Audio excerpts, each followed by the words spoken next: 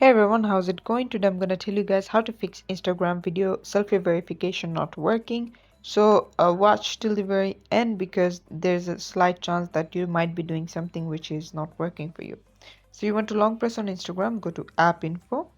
From there, go to storage and cache. You want to clear the cache, and then sometimes you can try clearing the storage and then log back into your account again to see if that works. Next up, you want to go to your Play Store and search for Instagram and make sure your application is updated.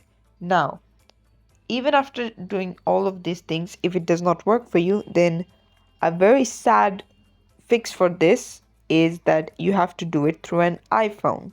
Many users have reported that they were trying to do it through their Android, but it wasn't working.